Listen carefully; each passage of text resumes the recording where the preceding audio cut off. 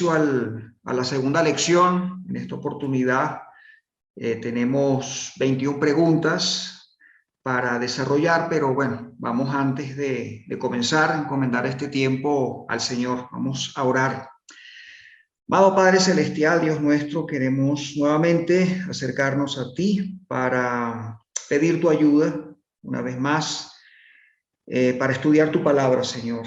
Gracias por esta oportunidad que nos das, gracias por el hermano Luisena, gracias por todos los demás hermanos que están conectados. Ayúdanos a entender, Señor, ayúdanos a profundizar, ayúdanos a aplicar, ayúdanos a crecer, Señor, para tu gloria, Señor.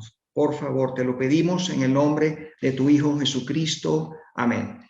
Sí, me gustaría, ¿verdad?, dar un poco del contexto. Entrando en el tema de la cosmovisión bíblica, lo primero que tenemos que entender es el concepto de cosmovisión. Porque el concepto de cosmovisión es lo que nos va a ayudar a entender cuando se le aplica ese adjetivo de bíblica, de qué estamos hablando.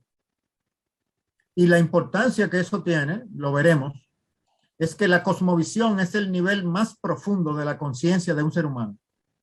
Y es el objetivo donde Dios espera que su palabra opere en nosotros. Si no conocemos ese receptáculo, ese destino donde la palabra debe ir, no vamos a hacer el esfuerzo para localizar la palabra de Dios ahí.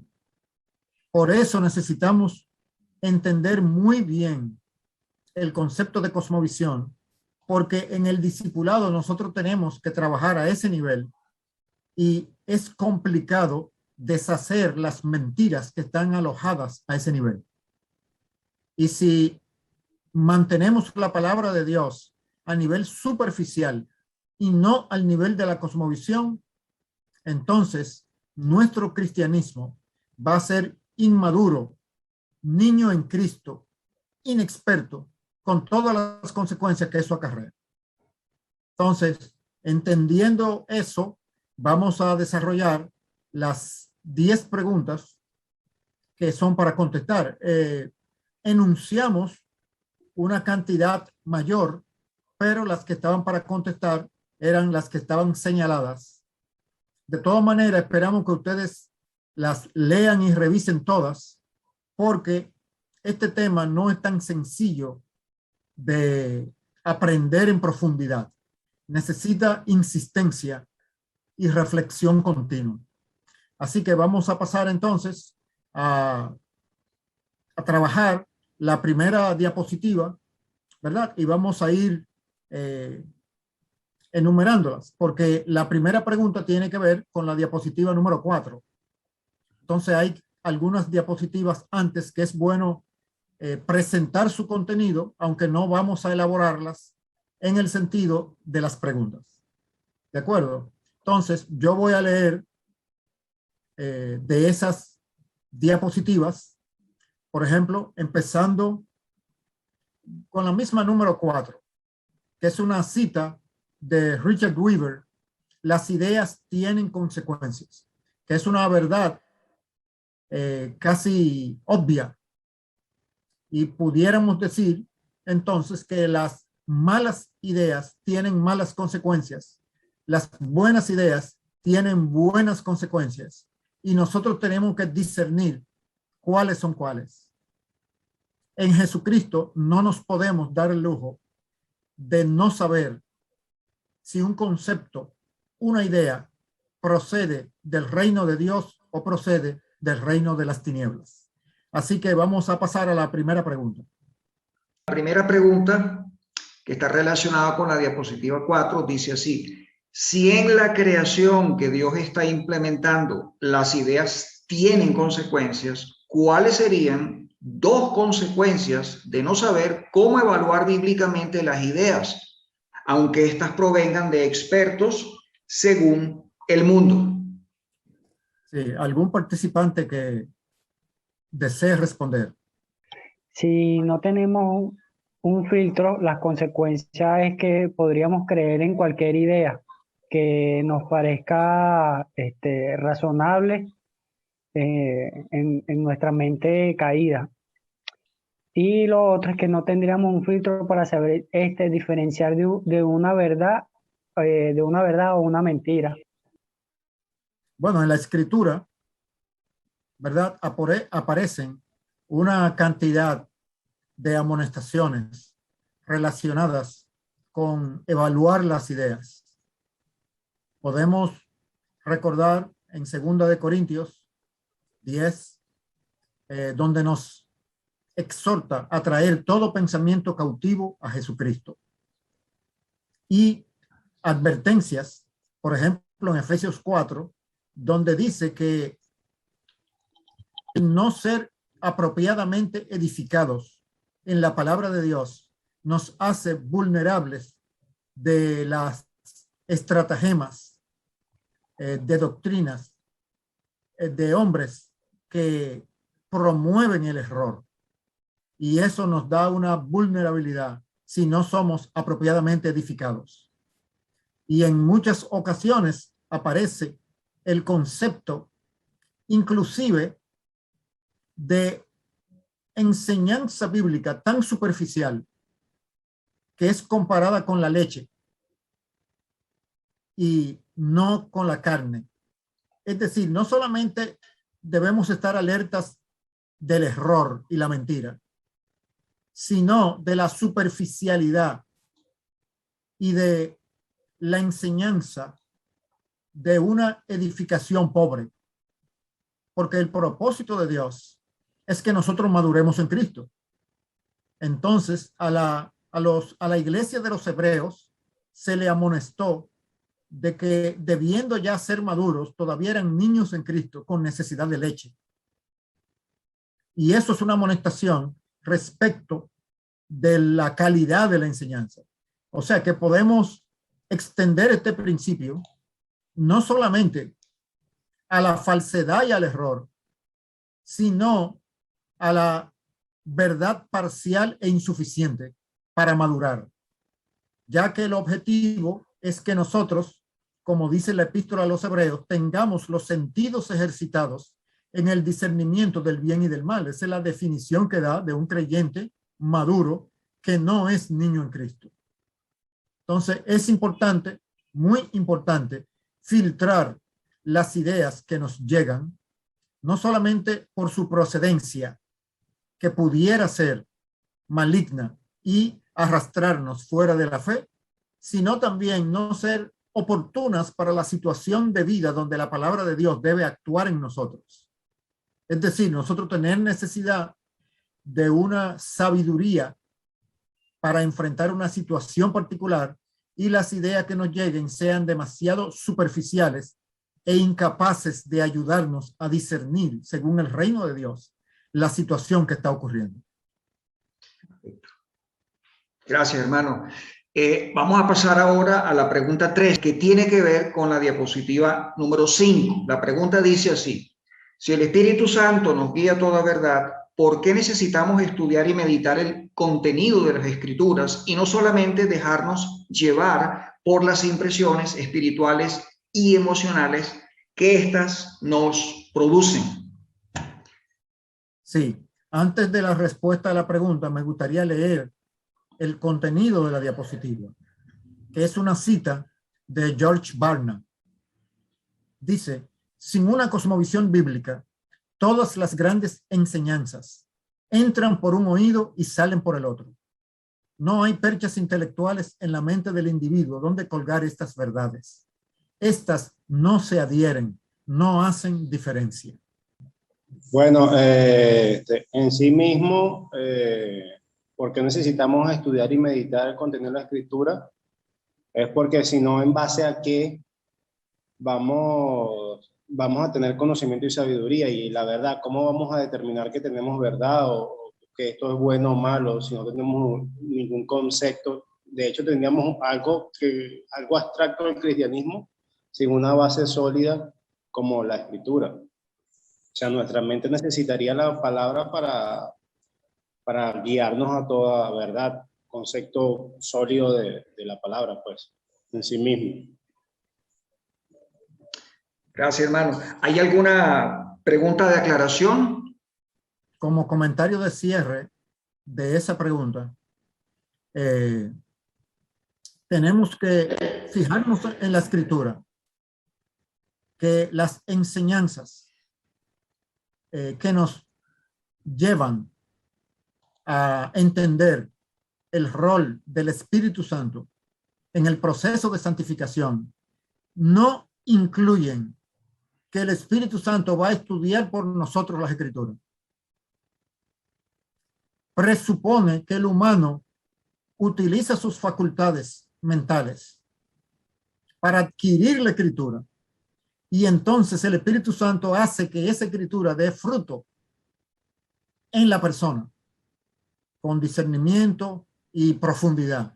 Pero no, si revisamos los diferentes pasajes, vamos a ver que el Espíritu Santo no promete de una manera milagrosa copiar la escritura en la mente del creyente, ¿verdad? Como si hiciera en un procesador de texto seleccionar, cortar y pegar. No. Si nosotros no leemos las escrituras y no hacemos el esfuerzo mental de apropiarnos de ellas, estamos dejando al Espíritu Santo sin el material de trabajo para guiarnos en la sabiduría y la verdad. Entonces, esa lectura de la escritura no puede ser casual, tiene que ser estructurada, porque la mente humana necesita estructura para los procesos de la creación en general.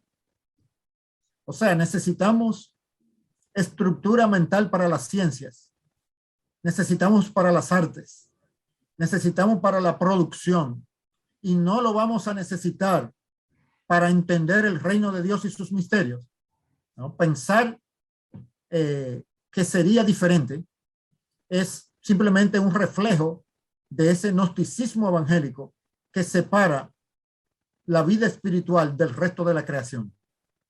Entonces debemos enfocarnos en eso. La productividad de la palabra de Dios en nosotros requiere de una tarea de nuestra mente, apropiándonos de las escrituras para que el Espíritu Santo entonces haga su trabajo dentro de nosotros. Pasamos ahora a la pregunta número 4. Esta está relacionada con la diapositiva número 6. Dice así la pregunta: reflexionando sobre el discipulado de las naciones iniciado mediante la predicación del Evangelio, ¿cuáles son dos consecuencias que podemos ver en la época actual por predicar con énfasis en la proclamación verbal un evangelio donde la meta prioritaria es la salvación del alma de los seres humanos y no la gloria de Dios? Sí, me gustaría hacer referencia al contenido de la diapositiva. Claro.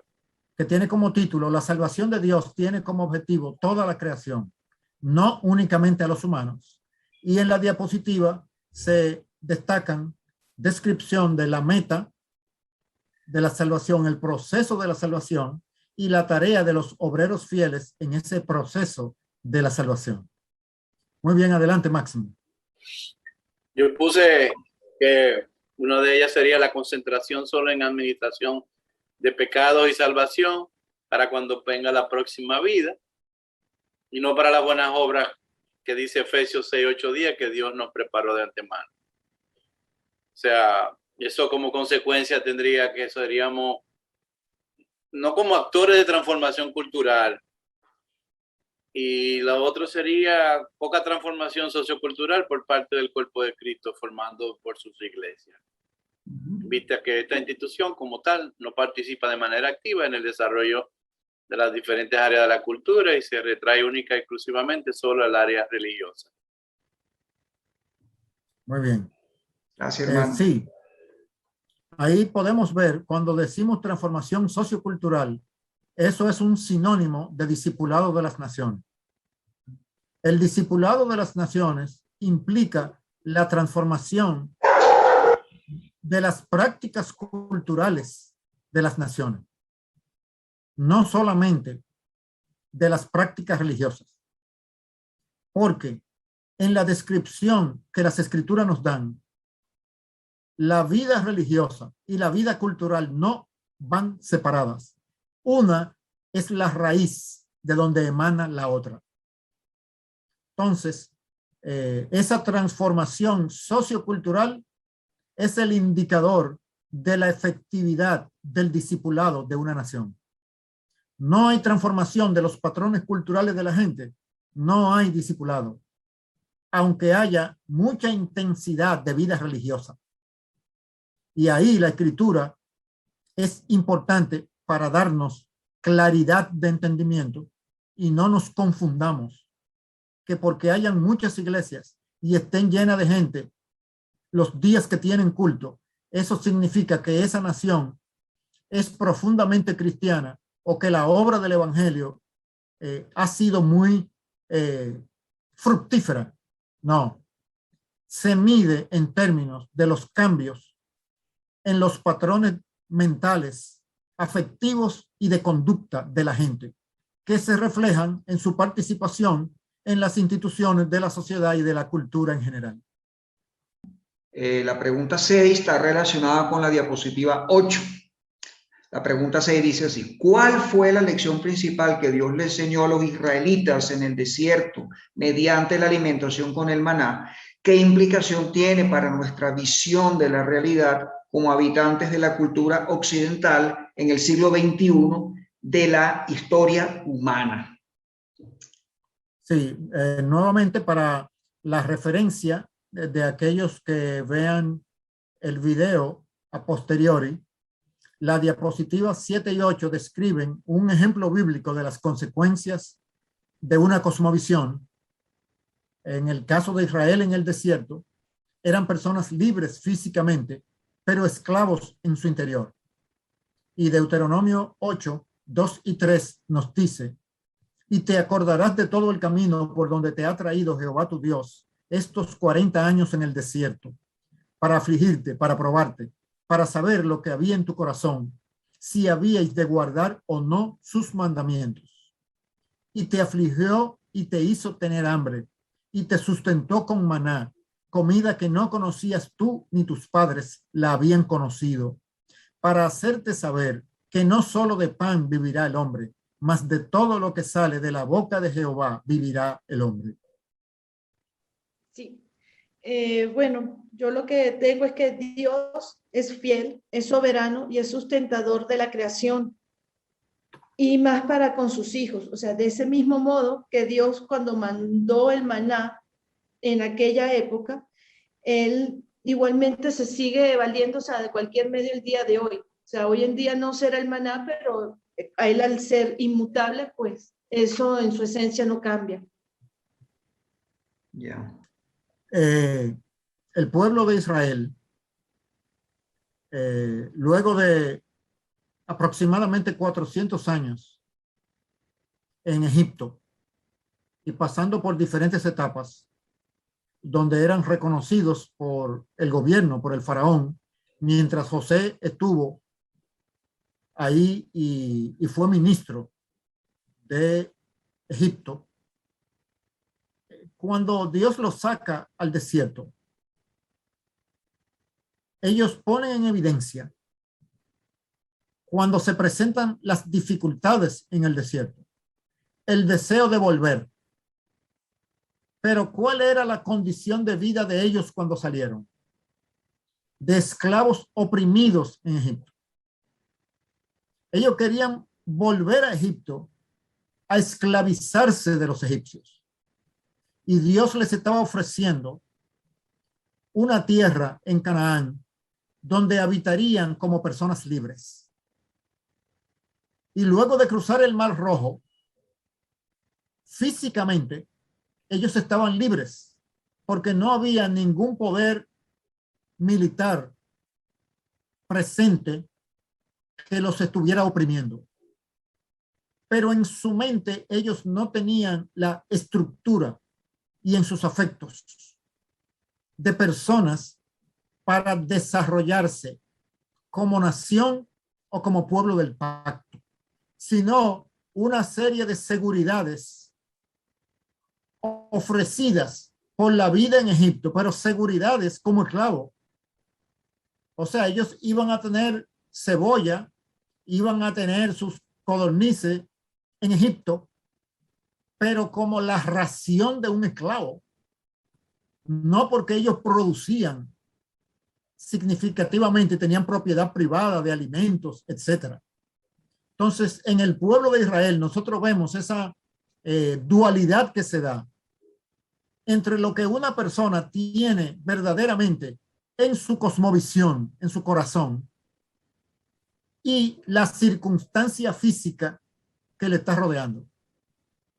Y eso puede ser crear una disparidad.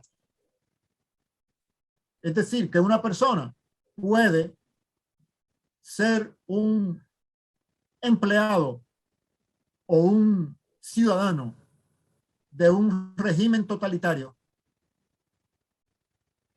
y ser libre en su conciencia. Y lo opuesto puede también ser que una persona sea libre, pero en su conciencia sigue siendo un esclavo de lealtades a instituciones o a personas humanas debido a experiencias que ha tenido. Entonces, eso nos refleja a nosotros que Israel en el desierto tuvo que pasar por un proceso didáctico que no superó. Por lo menos la generación que salió de Egipto no superó la prueba, ya que solamente Josué y Caleb entraron a la tierra prometida, pero toda esa generación pereció en el desierto. No pasaron la prueba. Y Dios le estaba poniendo una prueba. La prueba de entender el mundo de una manera diferente.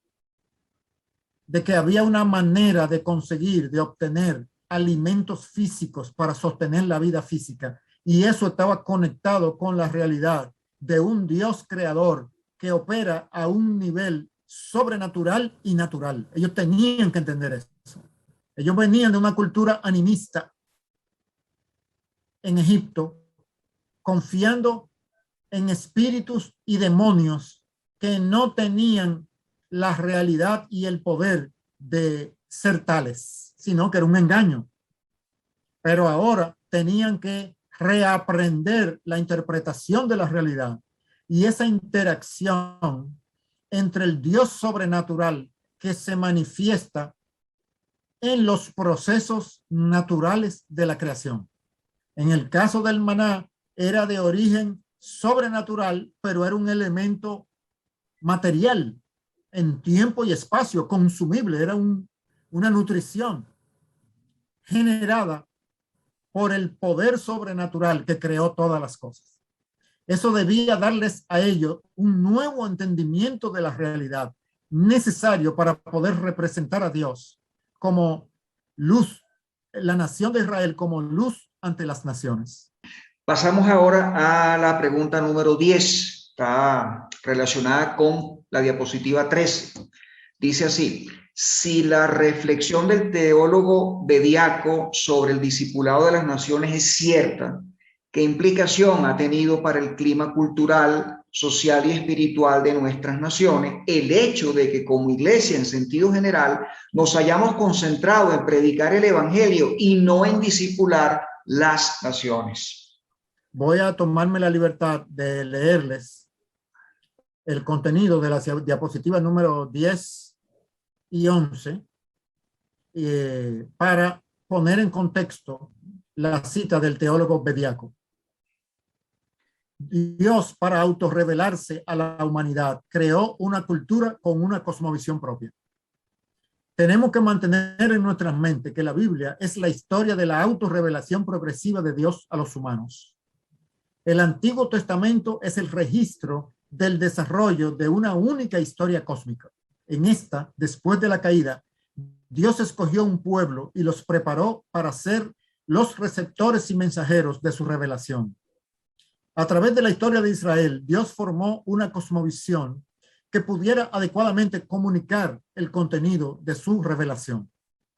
Cuando Dios llamó a Abraham Abraham conocía a Dios como él, pero este era el nombre de Dios utilizado por los paganos de su comunidad.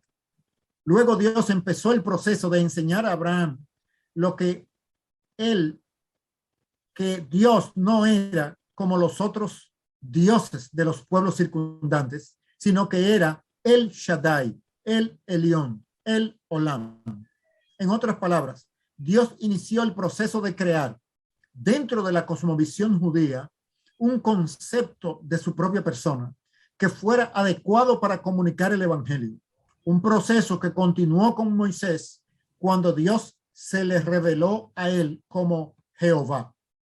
Decir que no existe una cosmovisión bíblica es decir que la conversión a Cristo consiste esencialmente en un cambio de conducta y rituales, así como de creencias y actitudes.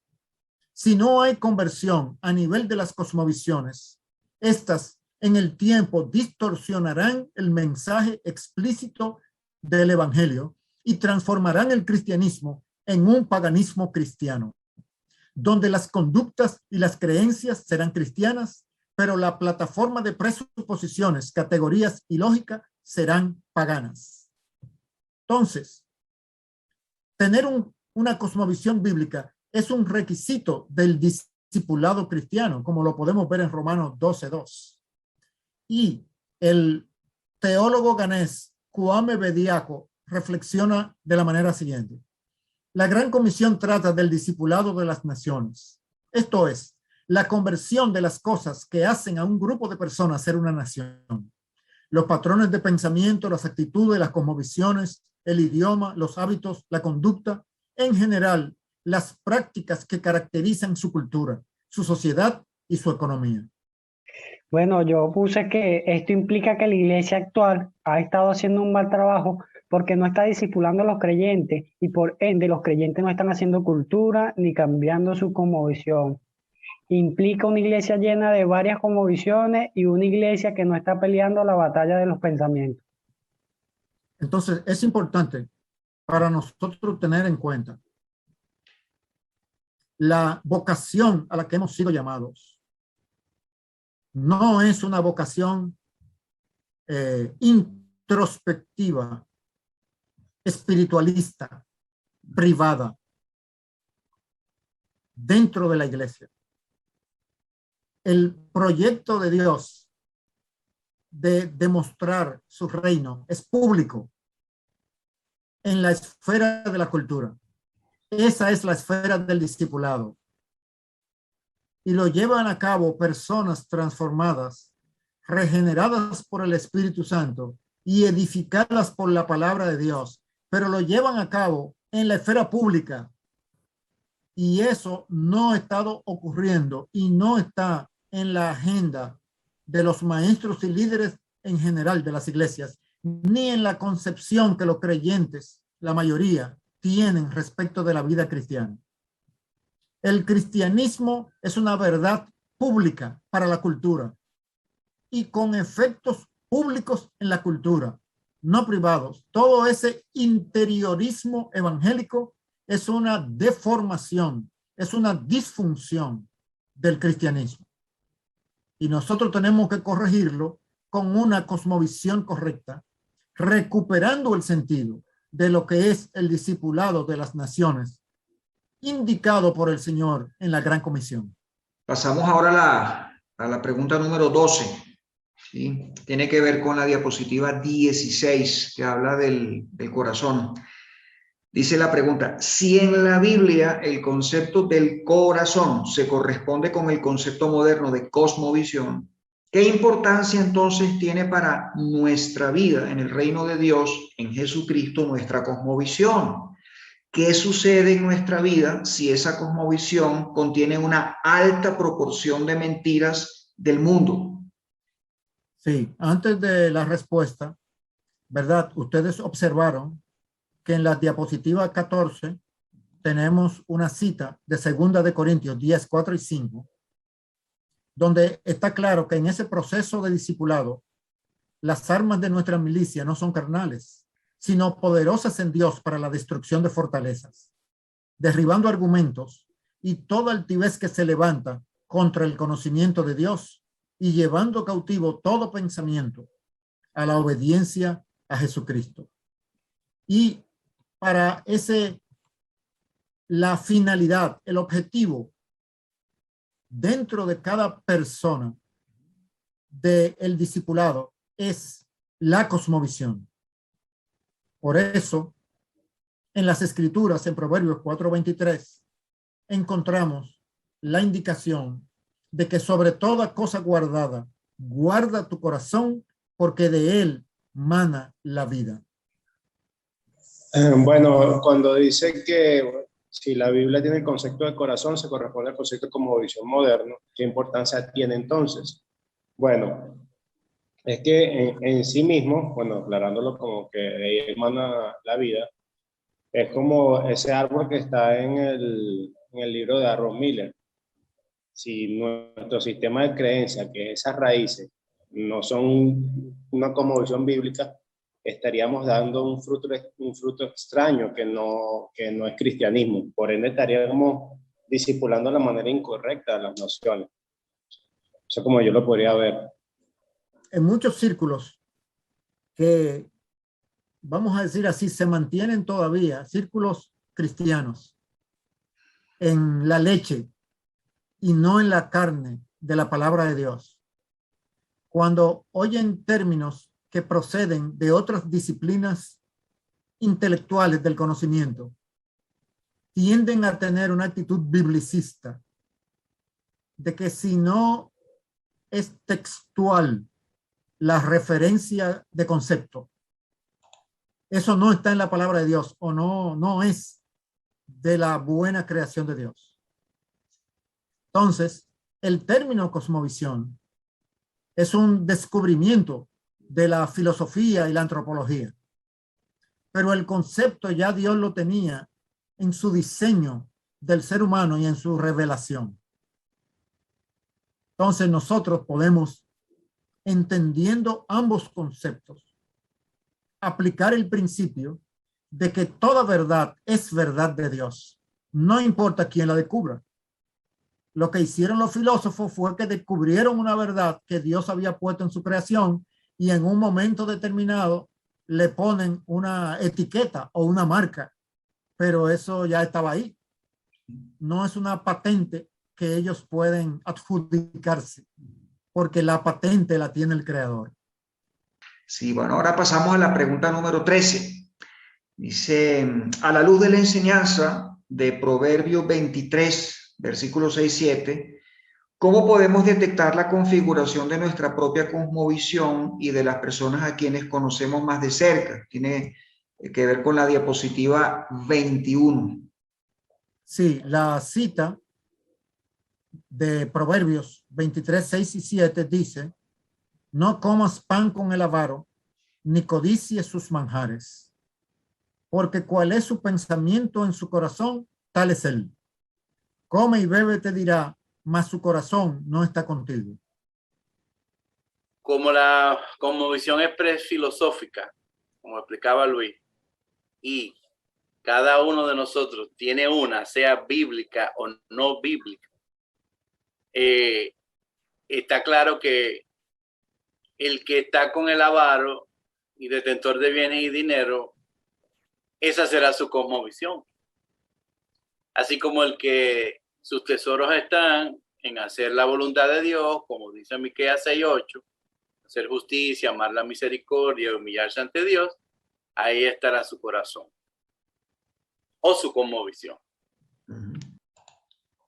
Bien, entonces, pudiéramos comentar que las reflexiones que en diferentes disciplinas del conocimiento se han hecho respecto del concepto de cosmovisión nos ayudan a tener ciertos discernimientos sobre el funcionamiento del corazón, como Dios lo describe en su palabra. Entonces, ¿por qué los seres humanos necesitamos tener una cosmovisión? ¿Por qué? Porque hay una necesidad humana cuádruple. Necesidad de tener unidad entre los pensamientos y el resto de la vida. Necesidad de definir cuál es el sumo bien, el máximo bien que le da valor y propósito a todo lo demás en nuestras vidas. En tercer lugar, la necesidad de tener una guía para los pensamientos y la necesidad de tener una guía para la acción, ya que los humanos hemos sido diseñados por Dios para esa integridad y coherencia entre nuestra vida interna y nuestra vida externa. Entonces, las causas que llevan a la formación de las cosmovisiones, es decir, a las teorías generales del universo que explican lo que es, cómo esto ha llegado a ser y a lo que tiende, se hallan profundamente imbricadas en la naturaleza humana. Son dobles, especulativas y prácticas. En el aspecto teórico, la mente busca la unidad de sus representaciones. No se contenta con un conocimiento fragmentario, sino que tiende constantemente a elevarse de los hechos a las leyes y de las leyes a aún leyes más elevadas, a las generalizaciones más amplias posibles. Pero hay asimismo un motivo práctico que insta a la consideración de estas persistentes cuestiones del por qué, del dónde y hacia dónde. Al observar y considerar el universo, el hombre no puede, por menos que desear conocer su lugar en el sistema de las cosas de las cuales forma parte, aunque solo sea para saber correctamente cuál es su relación con ellas. Esto es una cita del autor James Orr en su libro La concepción cristiana de Dios y del mundo, que nos introduce en la dinámica interna y la necesidad que tiene el corazón humano de integridad y coherencia, y que fue la base para los filósofos, iniciando con Emmanuel Kant, quien nació en 1724 y murió en 1804, articular el concepto de cosmovisión. Excelente. Sí, me acuerdo en alguna oportunidad usted había mencionado que la cosmovisión era algo así como un software, ¿no? Lo que es el software para la computadora, para los ordenadores, es la cosmovisión pues para los seres humanos, ¿no? Y ese software tiene que ver precisamente con un metarrelato, con una historia que Darrow Miller menciona en su curso la historia transformadora, ¿no? En el caso del metarrelato nuestro, ¿no? De la cosmovisión bíblica. No sé si de pronto usted podría comentar un poco más sobre esa ilustración del software de la computadora. Sí. Continuando con la aclaración de esa identificación entre el corazón y la cosmovisión. Bíblicamente, lo que hay en el corazón son creencias, ideas. Por eso, cuando dice sobre toda cosa guardada, guarda tu corazón, ten cuidado con las ideas que aceptas a nivel de tu corazón, porque toda tu vida va a estar condicionada por ellas. Entonces, ¿qué es el software en una computadora? Simplemente ideas transferidas a un lenguaje de programación que la máquina pueda leer. Entonces, el software básicamente son ideas. El receptáculo del corazón humano son ideas, son creencias. Por eso, la una sirve como ilustración de la otra. El ser humano básicamente es cuerpo y alma, pero esa alma tiene diferentes capacidades y funciones. Y la mente, dentro de las funciones del alma, tiene un rol directivo y se compone de ideas que pueden ser mentiras o pueden ser verdades. Entonces, la escritura nos guía a esa sabiduría necesaria de asegurar que el software, la programación que controla nuestra vida, proceda del reino de Dios. Porque si no procede del reino de Dios, los frutos y acciones de nuestra persona no van a ser coherentes con ese reino. Como por ejemplo, si tú tienes un software, una programación defectuosa en tu computadora, los resultados de las aplicaciones que tú quieras usar en la computadora van a generar problemas porque hay un problema de software, hay un problema de programación. Y es interesante que la programación en una computadora no son más que pensamientos transferidos a un lenguaje técnico que pueda ser a la vez transferido a impulsos eléctricos dentro del hardware. Pero son esencialmente ideas. Por eso, tantas advertencias en la escritura sobre el contenido del corazón, porque son ideas que están contenidas ahí. Y si no han sido filtradas por el filtro de la palabra de Dios, son peligrosas porque condicionan afectos, pensamientos y comportamientos en nuestra vida, los cuales están destinados a demostrar la presencia del reino de Dios y su gloria. Es por eso, nuestro corazón es el controlador de nuestras personas y nuestras personas somos sujetos de un propósito de Dios. No simplemente para nosotros escapar del infierno. No, no, no. Eso es un beneficio de pertenecer al pueblo de Dios. La meta es que el conocimiento de la gloria de Dios avance a través de nosotros hasta que algún día sea completo en la segunda venida del Señor Jesucristo cuando Él transforme toda la cosa. Pero el hecho de que va a ser completo al final, lo que indica es que tiene que empezar ahora y nosotros somos los responsables de ello. La pregunta 17 dice así: ¿podemos ilustrar el modo de funcionar de una cosmovisión comparándola con el modo de funcionar de la percepción visual humana? Por ejemplo, en la figura de la diapositiva 29, ¿cuántas flechas blancas y cuántas flechas negras puede usted identificar? ¿Por qué cree usted que cuando nos concentramos en observar las flechas blancas, qué pasa con nuestra percepción de las flechas negras? Bueno, se pueden ver 4 flechas negras y 4 flechas blancas. Lo que pasa cuando nos enfocamos solamente en las flechas blancas, o sea que sería como a ellas están apuntando hacia el centro, perdemos de vista lo que está alrededor, que en este caso pudieran ser las flechas negras que están apuntando hacia afuera. Sí, en la percepción visual tiene un orden, tiene un diseño entre que condiciona como un switch, como un interruptor, la selección de la atención. Y en este ejercicio de contraste simultáneo, cuando nos concentramos en un aspecto del dibujo, como dijo Raquel, el otro pasa al fondo no percibido en nuestra atención. Está ahí, pero no llamando nuestra atención.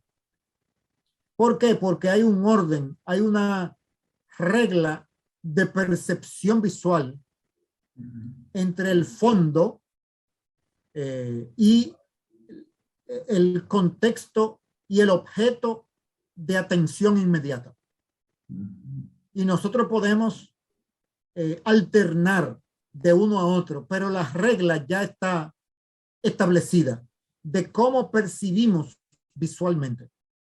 Ya hay patrones cerebrales y de integración con los sentidos que funcionan de una manera automática.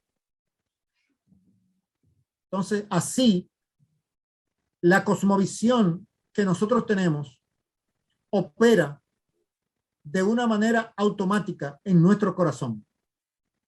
Si nosotros fuimos socializados, o vamos a decir así, discipulados por una cultura que nos introdujo conceptos racistas, nosotros no vamos a reflexionar sobre el racismo.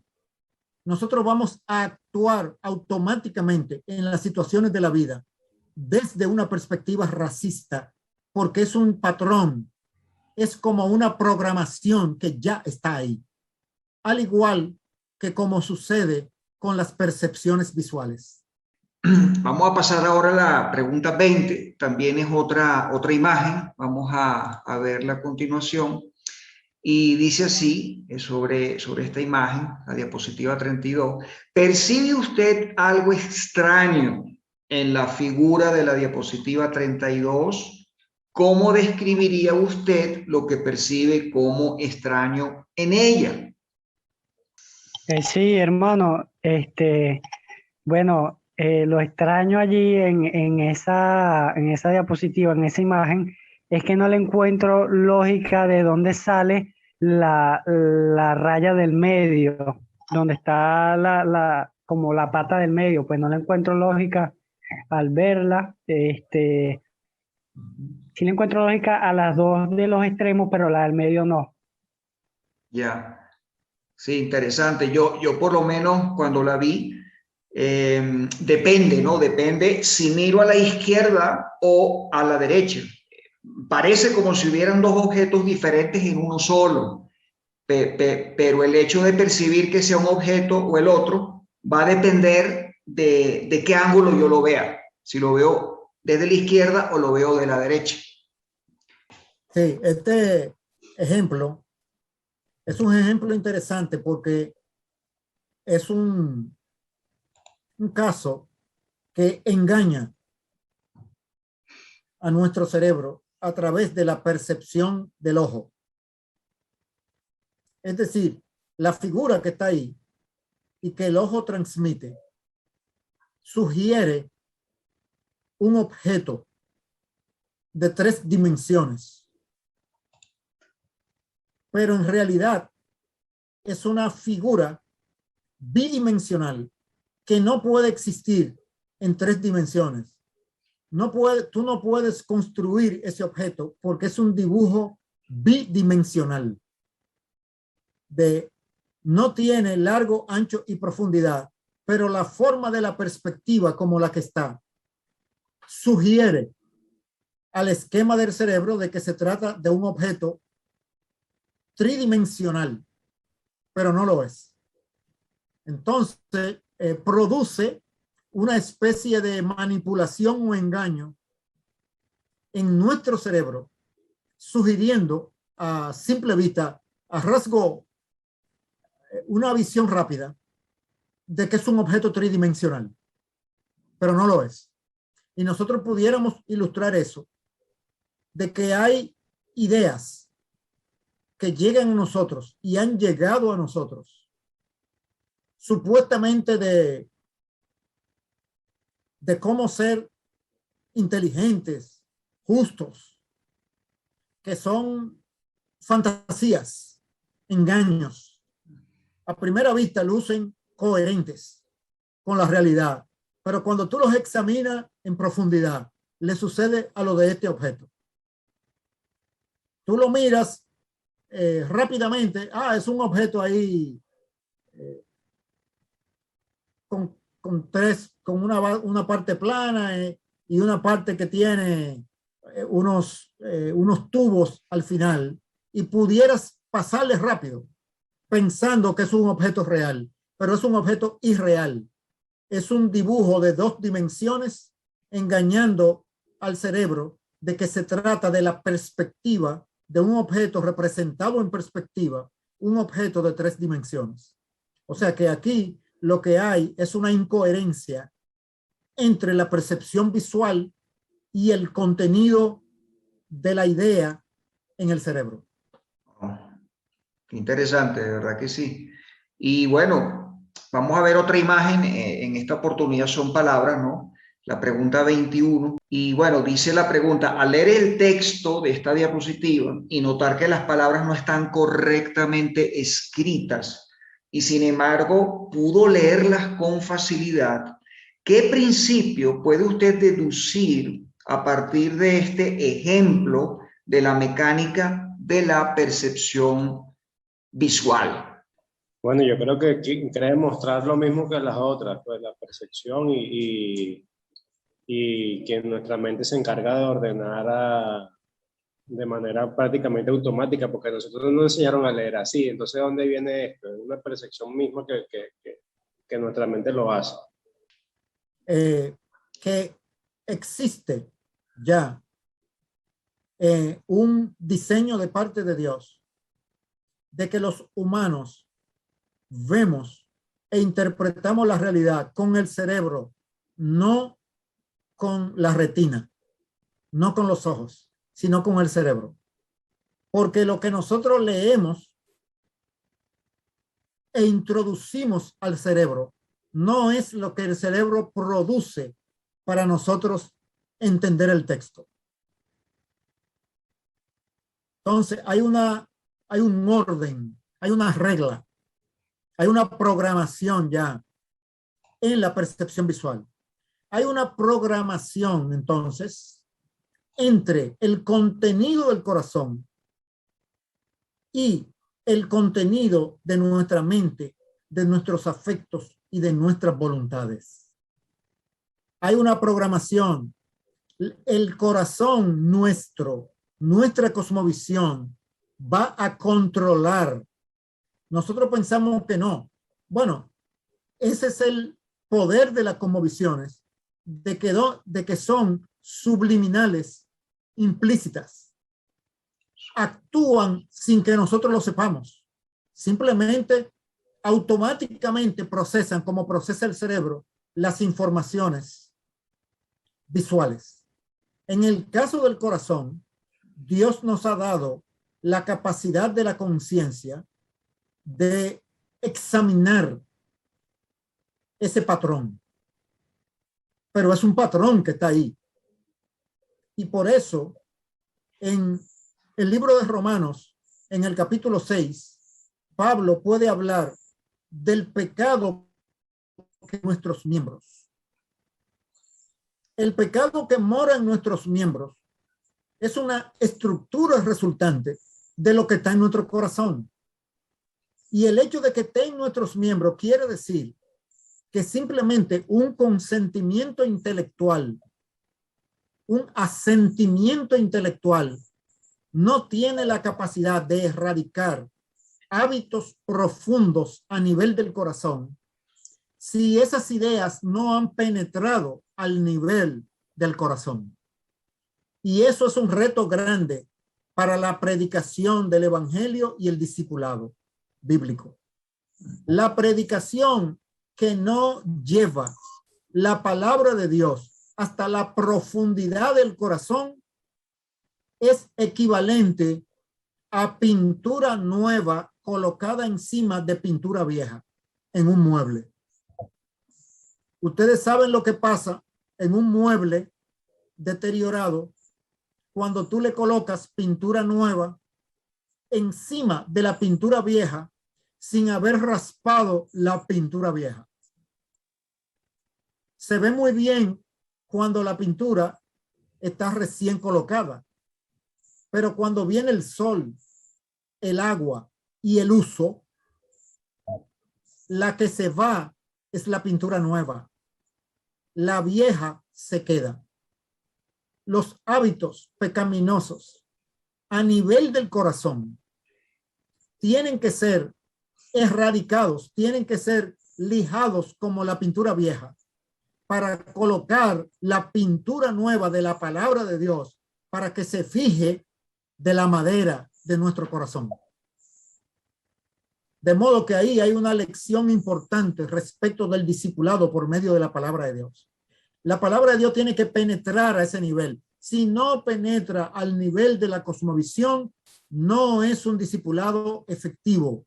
Está produciendo un creyente inmaduro niño en Cristo, un creyente incapaz de procesar las verdades profundas, la carne de la palabra de Dios, y siempre tendrá necesidad de la leche espiritual diluida porque no puede entender las profundidades de la revelación de Dios.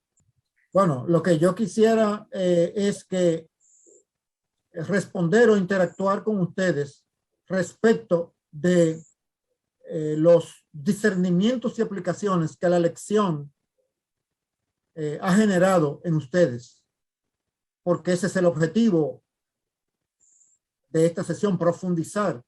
Y el centro de la lección ha estado de que el tema cosmovisión es el nivel de profundidad en el cual Dios quiere operar en nosotros. Si no entendemos eso, nosotros vamos a ser creyentes superficiales toda la vida. Y creyentes superficiales significa creyentes que le hemos sacado ventaja a Dios para nuestra salvación, pero no le hemos rendido el fruto que Él espera de nosotros, que es un fruto en abundancia y un fruto que permanezca. Entonces, las preguntas de clarificación que ustedes puedan tener sobre lo contenido de las diapositivas, las preguntas reflejan guías para reflexionar sobre el contenido de las diapositivas. Entonces, ¿qué necesidad de clarificación o de aplicación ustedes pudieron extraer del contenido de esta clase número 2? Sí, bueno, hermanos míos, el tema de la cosmovisión, con respecto a lo que acaban de comentar, quería comentarles algo en particular, lo que me pasó a mí cuando yo empecé a investigar estos temas, ¿no? No sabía cómo aplicar la Biblia en otros aspectos, o sea, en otras esferas. Y como a mí, desde Venezuela, he tenido siempre el interés de saber el fenómeno del socialismo en Venezuela, yo me dediqué a estudiar en la Bolivariana, una universidad comunista política, para saber el porqué de la situación. Bueno, ya estaba yo congregándome en una iglesia reformada. Cuando empecé a ver clases, obviamente totalmente una cosmovisión errada. O sea, eso hizo un choque en mí. Y cuando yo empecé a investigar más de la cosmovisión bíblica, eso me llevó a mí a buscar cuál era el área de mayordomía cristiana, que en este caso es economía, y cuál era el área de la política que podía darme algo certero, ¿no? En este caso. Bueno, no es fácil porque recuerden que hay movimientos actualmente en Latinoamérica como los llamados libertarios, minarquistas, palolibertarios, liberales clásicos, un sinfín, liberchairo, un sinfín de movimientos que te brindan una cosmovisión según su espectro, cómo debería gobernar, o sea, en el área de la política y la economía. Bueno, la cosmovisión bíblica a mí me ayudó a ver o filtrar cuáles eran estos movimientos que más, no perfectos, sino que más se acercaban a las escrituras, a los principios bíblicos en materia de cosmovisión, de gobierno y mayordomía. Entonces, la importancia a mí de esta clase, eso fue lo que a mí me llevó a ver lo que era un gobierno limitado, o sea, un gobierno que cumpliera la función de justicia, un gobierno donde cumpliera una economía basada en los principios de mayordomía, de una libertad de mercado, y me dio una claridad a la cosmovisión bíblica, que yo dije, ¿qué importancia es la cosmovisión? Y cuando yo veo a un hermano que está en política, pero no tiene una buena cosmovisión bíblica, tiende a fallar, claro. Y yo digo, la cosmovisión bíblica es tan importante, no simple para ir terminando, no simple para ver estas esferas, sino la esfera de la familia, que son esferas, por ejemplo, el Estado, la familia y la iglesia, o sea, y otras esferas más, nos ayuda como que a filtrar, ¿no? O sea, ¿qué es lo que quiere Dios para estos pilares? Entonces, sí, yo simplemente quería comentar eso. Muchas gracias, mis hermanos. Me quedé como con una O sea, si tú no has, o sea, si la cosmovisión bíblica a través de la palabra, o sea, del texto, ¿no? A través de la exposición de la palabra de Dios, de las maneras que Él se ha revelado, ¿no? En su creación, en su palabra y en su encarnación. Y que las ideas tienen consecuencias, ¿verdad? Pero que nosotros no vemos ideas, no procesamos ideas ni textos, sino imágenes. Y tú nos has enseñado cómo podemos ver una imagen que parezca una cosa y es otra. Entonces, nosotros podemos tener una imagen errada de lo que es bueno o de lo que es malo. Y eso baja al corazón y ahí podemos creer que estamos actuando correctamente. O sea, Así es. ¿cuál es? Entonces otra vez esa imagen tengo que volverla a procesar con texto, porque o sea, esa imagen tengo que reprocesarla con la palabra, otra vez texto, y volver a hacer otra superimposición de otra imagen correcta. Eso es lo que sería. Porque si tengo la imagen, si el cerebro no lee texto ni pensamiento, solamente imágenes. Una vez que... El cerebro procesa la imagen y la transforma en un concepto. Exacto. Pero no procesa pensamiento, o sea, el cerebro no lee pensamiento ni texto, sino lo que ve, lo procesa, lo que crea una imagen. No. La imagen es lo que entra. Ajá. El concepto es lo que el cerebro produce. Entonces, una idea puede ser una imagen equivocada, pero lo importante es que el cerebro tenga un filtro para detectarla. La palabra de Dios cambia la programación de nuestra cosmovisión natural, Código. inconversa, y la llena de códigos de programación del reino. Entonces, esos códigos de programación del reino detectan cuando viene una percepción visual, auditiva, táctil, olfativa, ¿de qué se trata? Pero si no se reconstruye la estructura de programación de la cosmovisión, la que sigue actuando es la de nuestra cultura y la familia que nos formó. La de la personalidad que se formó como hombres y mujeres caídos.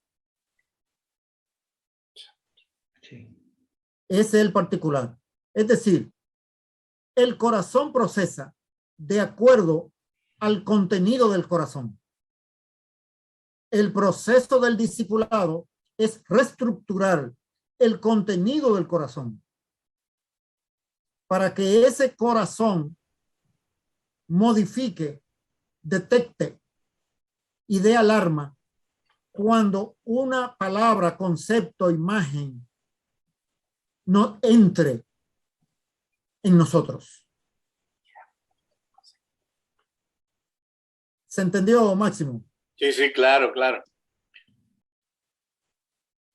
Okay, de ahí que discipular es equivalente a reestructurar la cosmovisión o reestructurar el corazón en base a los principios del reino de Dios. Perfecto. Creo que Rubén tiene la mano levantada, pero antes de darte la palabra, Rubén, me gustaría también opinar sobre lo que ustedes están hablando porque me parece sumamente importante. en alguna oportunidad, no sé quién fue el que lo dijo, no sé si fue usted o alguno de los compañeros de los otros programas, pero ustedes hablaban del reseteo, utilizando pues esa frase que se usa mucho ahora, el gran reset, ¿no? Sí, yo creo que eso es lo que pasa, ¿no? Cuando una persona vuelve a nacer ocurre un gran reset, ¿no? En lo que es el corazón. Ahora, el punto en cuestión es de qué manera ocurre, cuánto tiempo toma y cuáles son los factores, los actores que van a estar allí participando. Nosotros sabemos muy bien, el Espíritu Santo, está la palabra, el poder de Dios, pero hay un elemento fundamental que es externo a nosotros, porque no somos llaneros solitarios, y entonces ahí nosotros tenemos que apuntar a la iglesia, tenemos que apuntar al liderazgo de la iglesia, tenemos que apuntar a ese proceso de formación que nosotros vamos a tener dentro de la comunidad corporativa, ¿no? Que es la iglesia, y es lo que hemos estado conversando a lo largo de los meses, ¿no? Que es donde está el problema, por aquello que usted una vez nos comentó sobre los paradigmas, ¿no? El paradigma de la iglesia del siglo XXI, definitivamente con ese paradigma eclesiológico, dualista, corporativo, realmente no se puede lograr ese cambio de cosmovisión. Entonces, estamos viviendo en ese momento histórico crucial, ¿no? Que es delicado, ¿no? Yo sé que de esto vamos a hablar mucho más adelante, ¿no? Porque es el tema que estamos hablando precisamente porque queremos cambiar nosotros estamos cambiando en este momento y queremos también ser agentes de cambio en nuestras iglesias, porque como aquí hay una de las preguntas que usted formula, y voy a dejarlo hasta ahí, precisamente el tema cuando nosotros hablamos de cosmovisión en muchas iglesias, pues nos tildan de racionalistas, que estamos utilizando el lenguaje de los racionalistas del siglo XVIII, y bueno, nos quedamos ahí, ¿no? Bueno, quería solamente, digamos, dar esa opinión sobre lo que se está hablando. Bueno, como sabemos, lo que nos hace cambiar nosotros es la palabra de Dios y el poder del Espíritu Santo. Amén. Pero nosotros, de una manera práctica, ¿cómo saber cuándo hemos raspado lo suficiente de la antigua cosmovisión de las personas? Literalmente en la iglesia. ¿Cuándo saber? En un sentido, podemos decir que por su fruto lo conoceréis, pero de una manera práctica, cosmovisional, yo decir, está dando fruto la cosmovisión ahora en esta iglesia. ¿Cómo podríamos saber como profesores o llevando esta cosmovisión a un nivel claro para nosotros? Ya, sí, los contenidos prácticos de la cosmovisión bíblica tienen que venir como aplicaciones del texto de la palabra de Dios. Entonces, cuando se predica la palabra de Dios, no es suficiente con la lectura y la explicación, sino que en la aplicación hay que relacionarla con los diferentes contextos de vida de la gente. Hay pasajes que te van a guiar a buscar aplicaciones políticas cuando el texto hable del sentido de autoridad o de soberanía de Dios. Entonces ahí tú tienes que explicarle a la gente, según la Biblia, ¿quién es soberano? Dios. Dios delega su soberanía a los humanos. ¿A quién? ¿A los líderes? No, al individuo. El individuo es soberano, con una autoridad delegada por Dios primariamente. Y es a ese individuo que la palabra de Dios, en el contexto de los sistemas de gobierno, le da la orientación de que escoja a sus gobernantes. Eso sería una aplicación. En un contexto latinoamericano tan de autoridad de arriba hacia abajo. Eso es un nuevo concepto. Tú tienes que producir dentro de la gente con este sentido de que Dios delega su autoridad primariamente al individuo, no a los líderes de los sistemas. Tú tienes que llevarlo hasta ahí. Cuando un pasaje de la Escritura te lleva a hablar de autoridad y gobierno en alguna esfera, tiene que llevarlo hasta ahí. Tiene que saber que la cultura latinoamericana es una cultura basada en la opresión de los que están arriba, que se legitiman supuestamente porque Dios los ha puesto arriba y por eso hay que someterse a ellos. Si el concepto de cómo funciona la autoridad en el reino de Dios no está claro, esa predicación no va a llegar a la cosmovisión de la gente que están oyendo. Van a seguir todavía con una idea jerárquica del sentido de autoridad. Y la mayoría de los pastores, para mantener su hegemonía sobre las congregaciones, no les clarifican ese tipo de idea. Porque lo primero que va a hacer la persona es, y entonces, pastor, ¿de dónde viene su autoridad sobre mí? Eso el pastor va a tener que clarificarlo. Entonces el pastor va a tener que clarificarle que la autoridad del pastor sobre el miembro de la iglesia es una autoridad moral.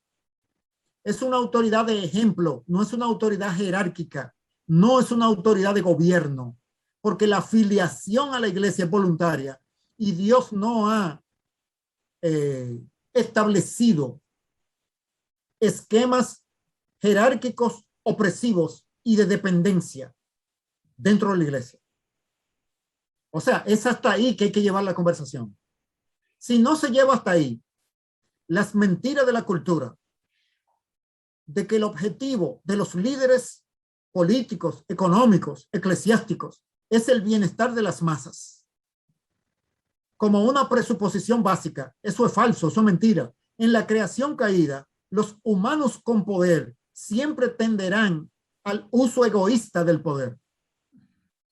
Y el balance que Dios ha dado es la soberanía del individuo. Por eso, en Deuteronomio 1, Él le dice al pueblo de Israel, escojan entre ustedes hombres con cualidades que ustedes consideran que son virtudes y yo los voy a aceptar. O sea, ustedes me los recomiendan a mí y yo los voy a aceptar. Pero no les da la definición de cuáles son esas virtudes. Nada más las enumera. En otra palabra, definan ustedes lo que ustedes creen que es justo. Y a la gente que encarne eso, propónganlo como líderes y yo los voy a aceptar. En otra palabra, si ustedes se equivocan, ustedes van a sufrir la consecuencia de a quienes escogieron como líderes y a quienes me lo presentaron.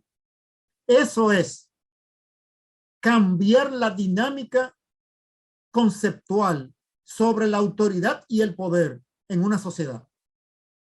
Pero eso tiene que ser desde la predicación de la palabra, cuando el texto te guía a una aplicación en esa dirección. Cada texto, en cada aplicación de mensaje, no la idea textual, sino la idea de predicación, la idea de aplicación de ese texto a una audiencia particular, la idea homilética, que no es igual a la idea textual. Te va a llevar en una dirección, pero tú tienes que llevarla hasta la profundidad de las verdades y mentiras de la cultura, sobre todo para exponer las mentiras de la cultura que esa verdad del texto está retando. O sea que es un ejercicio de conocer la cultura y tener la idea de erradicar mentiras con la verdad. Los predicadores puritanos eran los maestros en eso. O sea, que los que tengan como oficio vocacional el pastorado deben buscar los modelos de predicación de los puritanos ingleses para cómo ellos procesaban eso. Y una de las filosofías de predicación de ellos era que la conciencia tiene que ser primero herida antes de ser sanada. Es decir, tiene que predicar la palabra de Dios como está en el texto, con lo que dice, sin arreglo. No importa que se ofenda a la gente, tienen que ofenderse. Tienen que entender su condición para que luego la palabra de Dios pueda sanarlos. Eso de estar arreglando y poniendo como para que no le suene tan duro a la gente lo que dice la Biblia. No, lo que dice la Biblia lo dice duro para que llegue duro. Porque la misma palabra luego suaviza la conciencia, ella misma. Pero tiene que llegar a ese nivel. O sea, en pocas palabras, resumiendo, estamos seguros que estamos raspando la cosmovisión anterior, siendo lo más fiel posible al pasaje en todo su sentido de cosmovisional, homilético, exegético, y confiando que el Señor está obrando en eso. Bueno, y exponiendo la mentira que se le opone a la verdad del texto en la cultura de la gente. Sí, pero hay que identificar esa mentira. No basta con, por ejemplo, Dios delega su soberanía en el individuo. ¿Qué quiere decir eso? En el contexto de una familia, de una iglesia o del gobierno civil. Tiene que llevarlo hasta allá. Eso te iba como a preguntar, Luis. Entonces, tanto el padre de familia, el profesor de la escuela, el jefe del trabajo, todos tienen su delegación, su autoridad delegada, pero no hay jerarquía. No te escucho bien, Máximo. Ok, sí, no solamente el pastor, sino también el padre de familia, el profesor de la escuela, el jefe del trabajo, etcétera, etcétera, tienen la autoridad delegada por Dios moral, no jerárquica, sobre cada uno de sus personas, ¿no? No, en el caso de un empleo, en una empresa, es una relación de dependencia laboral con un contrato. Okay. Y en el caso de un oficial de las Fuerzas Armadas, es la estructura del escalafón militar, la autoridad ahí. Okay. Y en el caso de la familia, es designado por Dios que el hombre sea cabeza de familia. Pero en todo caso, eso no elimina la delegación de autoridad y poder de Dios al individuo dentro de esas estructuras. Las dos cosas funcionan en armonía. Que Dios designa autoridades y que el individuo es soberano. Y bíblicamente eso está en equilibrio. Y tenemos que aprender cómo funciona ese equilibrio, porque es lo que garantiza no caer en sistemas de opresión y mantener el orden de Dios para la sociedad. Excelente. Hermano, una pregunta con respecto con respecto a la esfera del gobierno, ¿no? Que en esa área es más o menos donde yo me he especializado por la parte de, nuevamente enfatizo, de Venezuela, ¿no? Que en Venezuela vivimos un sistema opresivo, esa es la realidad, un sistema donde la jerarquía se ha cultivado, se ha hecho una cultura que tanto los pastores, eso es muy común en Venezuela, por ejemplo, en las iglesias pentecostales, en los gobiernos, en los partidos, han hecho una jerarquía tan grande que es por eso que no la cosmovisión venezolana y aún los cristianos, nuestros hermanos, con un paradigma distinto, cuando van a una elección, cuando van a escoger un tipo de gobierno en la parte civil, no dan al arco, es decir, no dan al arco. ¿Por qué yo lo digo? Porque en la parte de cómo Dios mira el gobierno a través de la Biblia, yo noto en Deuteronomio 17, cuando Dios coloca ciertos requisitos, creo que es el 17, para cómo escoger un rey. Y ese rey era un hombre que leyera la ley, pero que no fuera tan pomposo, no fuera muy rico, muy grande, que fuera limitado en sus funciones. Y en segundo de Samuel, capítulo 8 y 9, creo, que lo llaman manifiesto liberal, algo así una vez leí, vemos cómo el pueblo le pide a Samuel un rey como otras naciones. Entonces vemos cómo Dios, en este caso, estuvo en desacuerdo con esto. Pero usted comentaba hace rato un punto, que Dios le dijo, escojan ustedes. A mí me parece eso como un principio de democracia, ¿no? Un principio de democracia, pero un principio de democracia limitada, porque ya los parámetros estaban en Deuteronomio 17, y el pueblo no lo quiso así. El pueblo le dijo a Samuel, no, danos rey como otras naciones. Entonces, claro, vemos a Saúl que le expropia las tierras, prácticamente un sistema de opresivo, ¿no? Y claramente nos damos cuenta cómo Dios no acepta este tipo de cosmovisión en la parte civil, más que todo. Entonces, sí, simplemente quería comentar eso. Sí, pero lo que pasa, en otra ocasión hablaremos de ese contexto, pero Deuteronomio 1 habla del gobierno de las tribus, que iba a ser un gobierno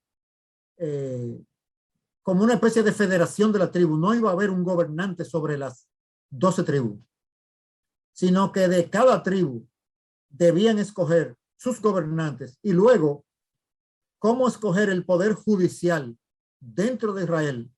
Dios le asigna a ellos escoger hombres que iban por centena, por 50, hasta 10. Es decir, había una estructura autoseleccionada. Luego, en Deuteronomio sí se perfila que habría en algún momento la necesidad de un rey, bajo ciertas condiciones. Pero lo que pasa es que las autoridades legítimas en las instituciones ordenadas por Dios no invalidan que la soberanía fundamental de Dios es delegada al individuo a través de su conciencia. Y en algún momento debemos hablar cómo funciona ese equilibrio entre autoridades en las instituciones e individuos con una conciencia libre. Entonces, si ese balance no está, o se inclina a la anarquía o se inclina hacia la dictadura en cualquiera de las instituciones. Pero ya ese será un tema cuando hablemos de aplicación de los principios de la cosmovisión bíblica en diferentes esferas y toquemos el gobierno civil o las diferentes esferas de autoridad. Sí. Sí, yo creo que hemos concluido, ¿verdad? Nuestro tiempo para esta noche. Tenemos hora y media exactamente, sí. Ya me imagino, bueno, tiempo para cerrar la sesión, que ha sido bastante productiva, interesante, profunda. Bueno, en esta oportunidad sí me gustaría, bueno, primeramente, gracias hermano Luis por nuevamente estar aquí dispuesto a dar de su tiempo, su valioso tiempo. Verdad que estamos sumamente contentos de estar aquí compartiendo. Verdad que Dios se está moviendo grandemente. Y bueno, le voy a pedir a algún hermano, no sé, los que tienen tos no, los que tienen gripe no. Jackson, Rubén, Máximo, quieran, alguno de ustedes quiera despedirnos en oración, por favor. Yo mismo soy, mi hermano. Vamos a orar. Señor, te agradecemos por este momento que nos has edificado mediante tu palabra, Señor. Gracias te damos por la vida de cada uno de nuestros hermanos, Señor. Gracias por este tiempo, Dios. Síguenos bendiciendo con tu palabra. En el nombre de Jesús. Amén. Amén. Amén. Amén.